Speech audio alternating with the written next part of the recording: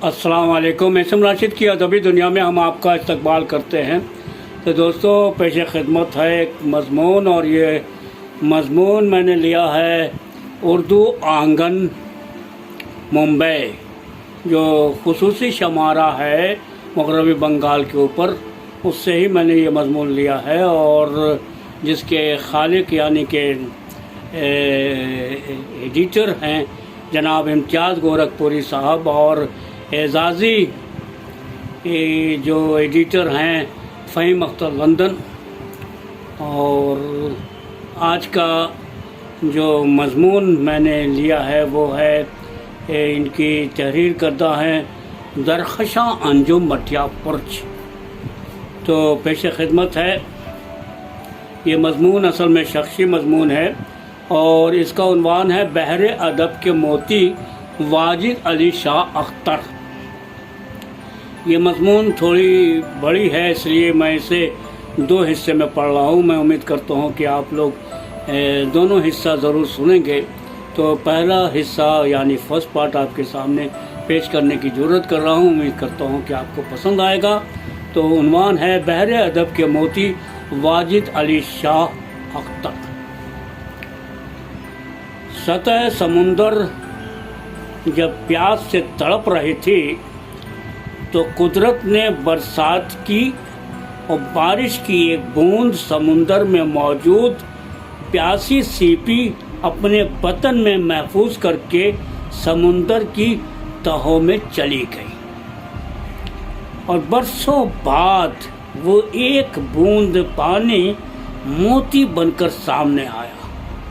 पानी से मोती बनने के तवील सफ़र की कठिनाइयों को या तो वो पानी जानता है या वो समुंदर, जिसने उसे अपनी तहों में महफूज करके दुनिया को खूबसूरत मोती दिया। ये समंदर उर्दू अदब है, और वो मोती वाजिद अली शाह अख्तर। इस कायनात में जहाँ कुन फ़िकून की सदाएं हर लम्हा बुलंद होती हैं, चीज़ें टूटती फूटती रहती हैं और फिर बन जाती हैं, इसी कुन की सदाओं की बाज़गश्त से पैदा होने वाला अशरफुल मखलूक़ात जब अपने नज़रिए को किसी फ़र्द के तईं बेलगाम छोड़ देता है, तो नतीजे के तौर पर एक मशहूर ज़माना शख्स को भी बदनाम ज़माना बनाकर छोड़ने में कोई कसर नहीं रखता। चंद लोगों की निगाह में रुसवाए ज़माना वाजिद अली शाह अख्तर की शख्सियत पर कलम उठाना मुझ जैसी नाचीज़ का काम नहीं था, लेकिन ये जुर्रत मुझे सरज़मीन मटिया बुर्ज की फ़ज़ाओं में ली गई उन सांसों के ने अता की है, जो हमा वक्त मुझे इस बात का एहसास दिलाती हैं कि आज हमारा ताल्लुक़ अगर ज़बान व अदब से है तो फ़कत वाजिद अली शाह अख्तर की बदौलत। जी हाँ, किसी इंसान की ज़ाती मशागिल को उसकी अदबी व सकाफ़ती ख़दमात से जोड़ना या उसका जुज़ समझना हमें उस इंसान से दूर कर देता है। यही वजह है कि आज अहले मटिया बुर्ज भी वाजिद अली शाह से दूर होते जा रहे हैं। लेकिन इंसाफ का तकाजा ये है कि अब तक जहां वाजिद अली शाह की तारीफ़ और मज़म्मत की गई है, उसे बलाए ताक रखकर उनकी अदबी व सकाफ़ती खिदमात का मुतायला किया जाए, और जब हम इस नतीजे पर पहुंच जाएं कि जो खूबियां उनकी ज़ात से अदब को मिली और जिन खूबियों के आसार हमेशा बाकी रहेंगे, तब उस हवाले से वाजिद अली शाह को फरामोश करना इतना आसान ना होगा। एक तरफ अगर हम ये इल्ज़ाम तस्लीम कर लें कि वाजिद अली शाह एक नाअहल बादशाह थे, तो दूसरी तरफ इस बात को नज़रअंदाज नहीं किया जा सकता कि वो एक ज़हीन और हमागीर शख्सियत के मालिक भी थे। अदब, मज़हब, शायरी, मौसीकी مصوری، رقص، باغبانی، معماری، حتیٰ کہ زندگی کا کوئی شعبہ ایسا نہیں تھا جس میں انہوں نے دخل نہ دیا ہو۔ خدا نے انہیں بے پناہ صلاحیتوں سے نوازا تھا اور اسلاف سے ملی روایتوں کی پاسداری کی بنا پر انہیں ہمیشہ یاد کیا جائے گا۔ ماجد علی شاہ کی پیدائش 19 جولائی 1823 عیسوی لکھنؤ میں ہوئی، اور جب ان کی تخت نشینی ہوئی تو ان کی عمر محض 25 سال تھی۔ ان کے والد امجد علی شاہ اور والدہ ملکہ کشور اودھ کے معروف نام ہیں۔ ماجد علی شاہ کی تخت نشینی 13 فروری 1847 عیسوی کو عمل میں آئی۔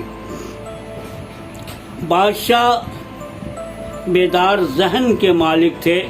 بادشاہت کے شروعاتی دور میں اتنی باریک بینی سے کام لیتے کہ بڑے بڑے دانشوروں کے ہوش اڑ جاتے تھے۔ بادشاہ کا پہلا نکاح 1837 عیسوی میں عالم آرا بیگم سے ہوا، جو لکھنؤ کے ایک رئیس کی بیٹی تھی۔ اس وقت بادشاہ کی عمر صرف 15 برس تھی۔ عالم آرا سے 4 اولادیں ہوئیں۔ اس نکاح کے علاوہ بھی واجد علی شاہ نے کئی اور نکاح کیے اور ان بیگمات سے بھی اولادیں ہوئیں۔ شجاع الدولہ کے بعد شاید ہی کوئی بادشاہ اودھ کی تاریخ میں اتنا کثیر العیال گزرا ہے۔ ابھی بادشاہت کو 8 برس بھی نہ گزرے تھے کہ 5 دسمبر 1854 عیسوی کو اودھ کے نئے ریزیڈنٹ آؤٹرم نے اپنے عہدے کا چارج لیا۔ لارڈ ڈلہوزی کے حکم کا پاس رکھتے ہوئے 21 نومبر 1855 عیسوی کو ایک عہد نامہ جاری کیا گیا، جس میں یہ لکھا گیا کہ اگر بادشاہ اس عہد نامہ پر دستخط کر دیں تو ان کا لقب اور شاہی عمارتوں پر ان کا اختیار ایسا ہی بنا رہے گا جیسا ہے، اور سالانہ 12 لاکھ روپے بطور پینشن، اور یہی سلوک ان کے اور ان کے اولادوں کے ساتھ ہوگا۔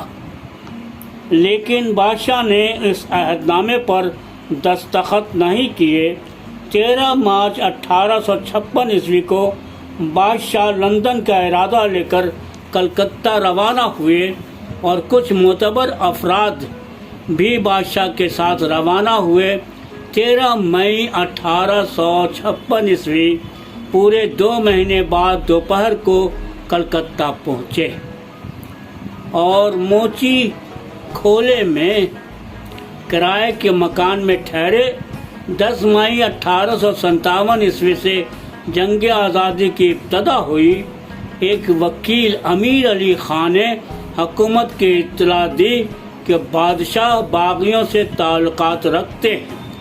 15 جون 1857 عیسوی کو مکان کو چاروں طرف سے گھیر لیا گیا۔ ساتھ لینے جانے کا مطالبہ صرف بادشاہ کا تھا، لیکن ان کی محبت میں عزیز خدمتگار مرد عورت کل 24 افراد بادشاہ کے ساتھ گئے۔ نظر بندی کے بعد بادشاہ نے تمام توراقات لکھنے پڑھنے اور دلچسپ مشغلے میں گزارے۔ کلکتہ پہنچنے کے بعد بادشاہ نے ٹھان لیا تھا کہ بنا سلطنت اب وہ اودھ لوٹ کر نہیں جائیں گے۔ ادھر لکھنؤ میں سبھی لوگ بادشاہ کی واپسی کی راہ دیکھ رہے تھے۔ ذریعہ معاش کے لیے جو بھی بادشاہ کے پاس کلکتہ آتا واپس نہ جاتا تھا۔ اس غریب الوطنی میں بھی بادشاہ کے ہمراہ 20,000 لوگ ساتھ ہو گئے، اور سب کے ساتھ ویسا ہی سلوک کیا جاتا جو زمانہ بادشاہت میں کیا جاتا تھا۔ واجد علی شاہ کے اسلاف نے کمپنیوں کو جو قرض دیا تھا وہ بھی واپس نہ کیے گئے، اور ان کی ذاتی ملکیت بھی انگریزوں نے ہڑپ لی۔ بادشاہ کو اب حکومت سے سالانہ 12 لاکھ روپے کے علاوہ کچھ نہ ملتا تھا، لیکن رہن سہن میں ذرا بھی تبدیلی نہ آئی تھی۔ تو دوستو ابھی آپ اسم راشد کی ادبی دنیا میں ایک مضمون سن رہے تھے، اور اس مضمون کے خالق تھی محترمہ درخشاں انجم، جو اردو آنگن ممبئی کے خصوصی شمارہ مغربی بنگال کے مئی کے مہینے میں شائع ہوا ہے۔ تو یہ ان کی پہلی قسط ہے۔